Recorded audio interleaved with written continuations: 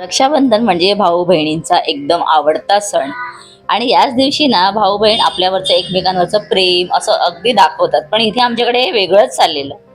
म्हणजे आता उद्या रक्षाबंधन करणार आहोत बहिणीकडे जाऊन, पण आज आता रक्षाबंधन आहे म्हटल्यानंतर नम्रताने म्हटले की चला दर्शनला मी राखी बांधते. आणि इथे तयारी वगैरे सगळी झालेली आहे. पण दर्शन बसलाय बघा कसा. आणि त्या गोष्टीचा ना नम्रताला खूप चिडचिड चाललेलं होतं. म्हणजे प्रत्येक वेळेला काही ना काही करून ताईला कसं चिडचिड करायचं ते त्याला बरोबर येतं. तर शेवटी कसं बसं करून दोघांनी मिळून ते रक्षाबंधन सेलिब्रेशन करायला घेतलं. आणि बऱ्यापैकी छान असं रक्षाबंधन झालं सुद्धा. तर त्याच्यानंतर मी निघालेली आहे आता कांजूरमार्गला जाण्यासाठी. आता उद्या रक्षाबंधन करायचं आहे, माझे भाऊ तिथेच येणार आहेत. त्यामुळे आता जाताना रक्षाबंधनसाठी मला घ्यायची होते राखी. कारण गेल्या वेळेला राखी घरी घेऊन ठेवलेली होती, जाताना विसरलो म्हणून तिथे बाजार फिरून आम्हाला मग शोधून शोधून राखी घ्यावी लागली होती. त्यामुळे यंदा म्हटलं की नाही, जातानाच घेऊन निघायचं. आणि मस्त ऑटो केली आणि निघालो. रात्रीच्या वेळेला ना आरे कॉलनीमधून जाताना एवढं भारी वाटतं.